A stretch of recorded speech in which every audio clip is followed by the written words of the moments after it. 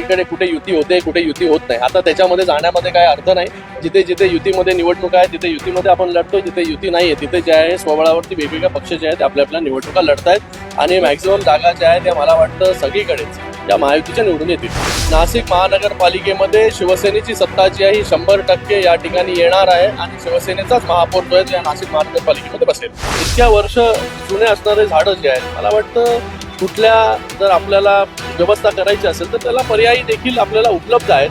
त्याचा अवलंब जो आहे तो आपण केला पाहिजे. शिवसेना जी आहे ही नाशिककरांबरोबर आहे, तपोवनबरोबर. नाशिकमध्ये नेहमी शिवसेनेसाठी चांगलं वातावरण जे आहे पाहायला मिळतं. याची प्रचिती जी आहे ती तुम्हाला आत्ताच झालेल्या नगरपालिकेच्या निवडणुकीमध्ये पाहायला मिळाली असेल की 11 मधून 5 नगरपालिकेवरती जे आहे शिवसेनेचा भगवा जो आहे हा डौलाने फडकलेला आहे. 5 नगरपालिकेवरती शिवसेनेची सत्ता जी आहे स्थापन झालेली आहे आणि आता नाशिक महानगरपालिकेवरती देखील शिवसेनेचा भगवा जो आहे हा 100% जो आहे येणाऱ्या या निवडणुकीमध्ये फडकेल.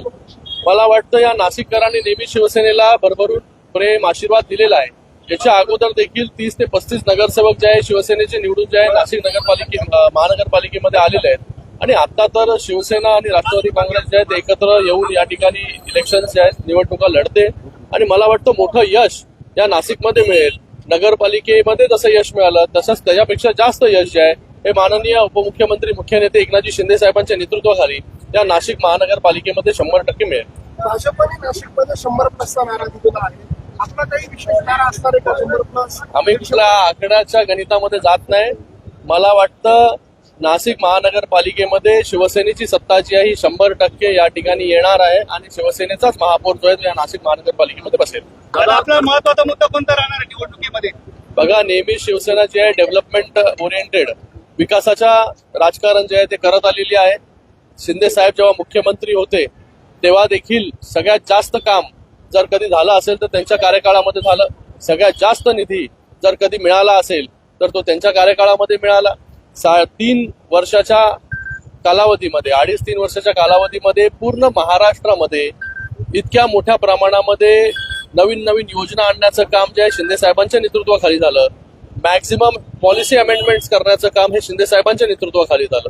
मोठ्या प्रमाणामध्ये नाशिकमध्ये निधी आणण्याचं काम जे आहे आज दादा भुसे साहेब आहेत या ठिकाणी कांदे साहेब आहेत या ठिकाणी गोडसे साहेब आहेत. या सगळ्यांच्या माध्यमाने मोठ्या प्रकारे निधी या ठिकाणी आणण्यात आलेला आहे. डेव्हलपमेंट तर आहेच पण त्याचबरोबर आता जो कुंभमेळा येतोय त्या कुंभमेळ्याच्या साठी ज्या काही गोष्टी तयारी आहेत ते मला वाटतं माननीय मुख्यमंत्री असतील किंवा उपमुख्यमंत्री महोदय असतील आणि उपमुख्यमंत्री महोदय एकनाथजी शिंदे साहेबांच्याच डिपार्टमेंटच्या माध्यमाने नगरविकास खात्याच्या माध्यमाने मॅक्झिमम जे आहे डेव्हलपमेंट ओरिएंटेड कामं जी आहेत येणाऱ्या कुंभमेळ्यासाठी होतील. या ठिकाणी नगर परिषद निवडणुकांमध्ये आपला स्ट्राईक रेट भाजपपेक्षा जास्त होता. या निवडणुकांची अपेक्षा काय? तेच तुम्हाला म्हणालो, नगरपालिकेच्या निवडणुकीमध्ये सर्वात चांगला स्ट्राईक रेट हा शिवसेनेचा राहिलेला आहे. या महानगरपालिकेमध्ये त्याच्यापेक्षा चांगला स्ट्राईक रेट जो आहे अजून चांगला, कारण की आपण पाहिलं लोकसभा पाहिली, विधानसभा पाहिली, आता नगरपालिका पाहिली. या नगर परिषदेमध्ये पूर्ण महाराष्ट्रामध्ये 64 जागेवरती जे आहे शिवसेनेचा महापौर जो आहे हा नगराध्यक्ष जो आहे हा त्या ठिकाणी बसलेला आहे. कोणी अपेक्षा केली नव्हती की 64 ठिकाणी जे आहे शिवसेना त्या ठिकाणी नगराध्यक्ष बसवेल, पण लोकांचा प्रेम, लोकांचा आशीर्वाद आणि त्याचबरोबर शिंदे साहेबांवरती असणारं प्रेम जे आहे पूर्ण महाराष्ट्रामध्ये आज फक्त शहरापुरता मर्यादित नाहीये शिवसेना. आज शिवसेना जी आहे घराघरामध्ये ग्रामीण भागापर्यंत पोहोचलेली आहे आणि ज्या ठिकाणी शिवसेनेची ताकद नव्हती त्या ठिकाणी देखील शिवसेनेचे नगराध्यक्ष जे आहेत ते त्या ठिकाणी बसलेले आहेत. तर मला वाटतं या निवडणुकीमध्ये आतापर्यंत जेवढं यश मिळालं त्याच्यापेक्षा मोठं यश जे आहे हे या महानगरपालिकेच्या निवडणुकीमध्ये भाजपने काँग्रेस सोबत युती केलेली आहे. काय घडतं? बघा, मला वाटतं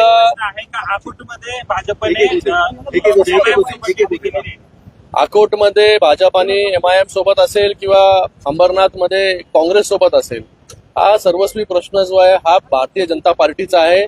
तुम्ही हा प्रश्न जर त्यांच्या नेत्यांना विचारला तर ते चांगल्या प्रकारे त्याचं विस्तृत स्वरूपामध्ये जे आहे हे उत्तर हे देऊ शकतील.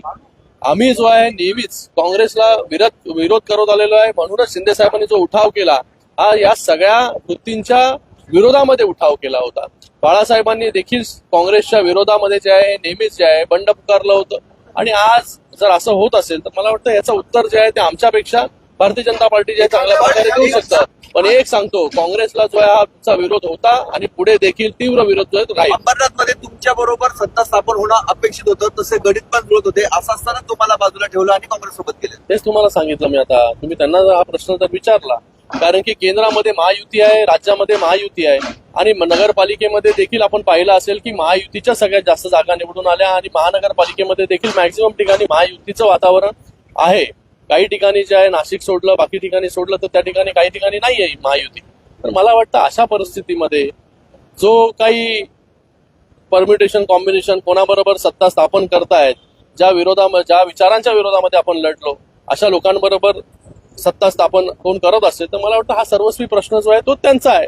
आपण त्यांना जाऊन जो प्रश्न विचारला पाहिजे. तसं जरी असलं तरी याचा एक चुकीचा मेसेज राज्यभरात जातो, कारण राज्यात आपण एकत्र आहात, त्याच्यामुळे सर्वसामान्य लोकांमध्ये एक वेगळा मेसेज जातो असं नाही वाटत आहे का? तेच आता त्याचा अधिकार मला तर नाहीये. मी तर केली नाही युती कोणाबरोबर आघाडी. तर मला वाटतं ज्यांनी आघाडी केली त्यांना जर आपण हा प्रश्न विचारला तर त्याच्याबद्दल चांगलं उत्तर जे आहे ते देऊ शकतात. किती आव्हान वाटतंय, कारण नाशिकच नाही, ठाण्यात 200हून अधिक बंडखोर आपल्या पक्षाच्या विरोधात आहे.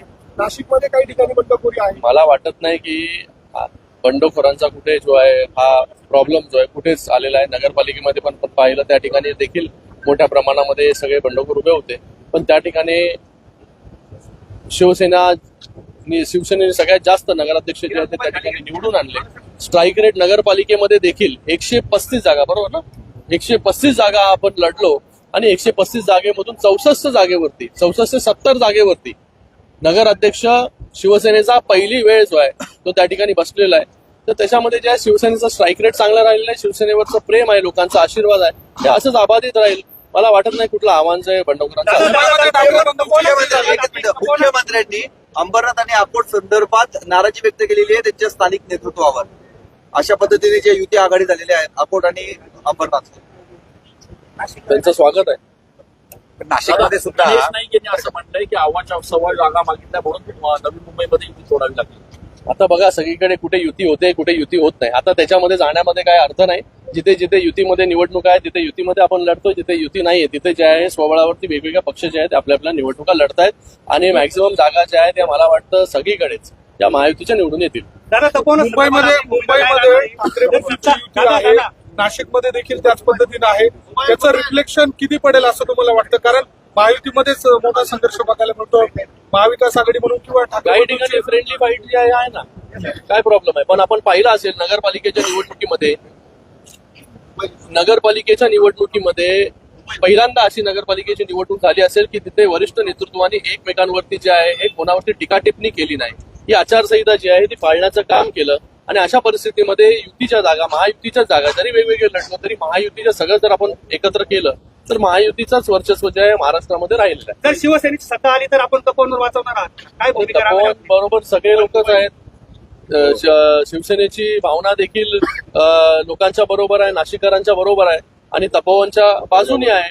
पर्यावरण प्रेमी जे आहे त्यांच्या बरोबर आहे. आणि मला वाटतं इतक्या वर्ष जुने असणारे झाडं जे आहेत, मला वाटतं कुठल्या जर आपल्याला व्यवस्था करायची असेल तर त्याला पर्यायी देखील आपल्याला उपलब्ध आहेत. त्याचा अवलंब जो आहे तो आपण केला पाहिजे. शिवसेना जी आहे ही नाशिककरांबरोबर आहे, तपोवन बरोबर.